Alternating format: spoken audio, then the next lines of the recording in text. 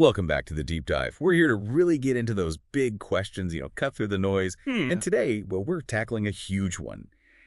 Can money actually buy happiness? Yes. It's probably one of the oldest puzzles out there, right? Affects everyone. Totally. And we've got this audio excerpt. It gives a pretty interesting perspective on it all. So Sure. first off, when you think about it, your first reaction is probably, yeah, money helps. Makes Well, sense. of course. And the source we looked at, it definitely starts there. It acknowledges, money gets you the Yeah, essentials. the necessities, food, shelter, and clothing. I mean, having those things obviously makes life better, less stressful. Definitely lowers the stress baseline. Hmm. But the source also points out it allows for more, like travel, buy some luxuries, or experience new things. Yeah, so it's a tool, a Mm-hmm. powerful one, no argument there. Mm-hmm. But here's where it pivots, and this is really interesting. It is. Because even after listing all those things, the good stuff money buys, the source draws a really clear line in the sand. It states, pretty definitively, it cannot buy happiness. Just flat out. Wow, okay.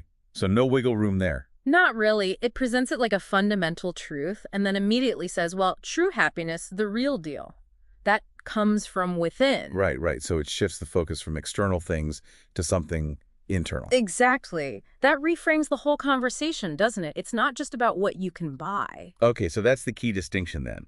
It's not saying money is useless, No, not at all. but just that its power has limits, especially when it comes to actual happiness.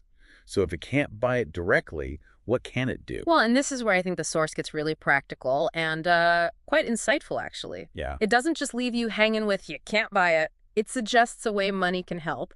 Not buying happiness, but the source says creating the condition for it. Creating the condition. Okay, how?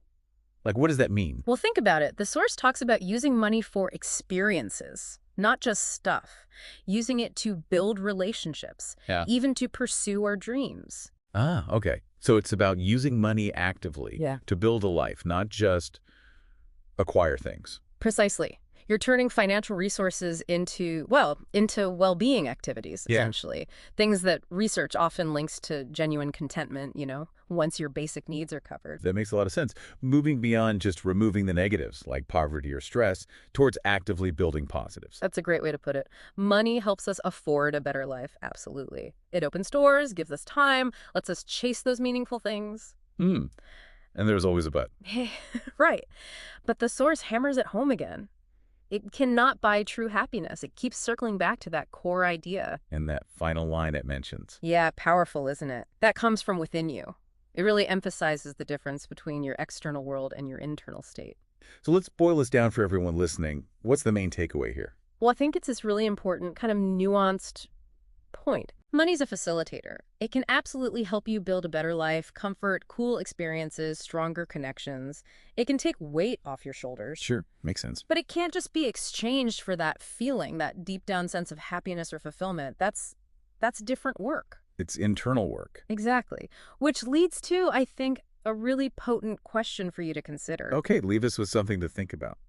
If we accept what the source says, that real lasting happiness truly comes from within, what does that actually imply for how you spend your resources? And not just money, right? You mean like time, Well, energy, focus? Yeah, exactly. How do you consciously, actively cultivate that inner happiness, maybe even separate from what your bank account looks like? That's definitely something to chew on. Shifting focus from just external means to internal cultivation. It's a big shift in perspective, isn't it? Something to think about as you figure out what a truly fulfilling life looks like for you.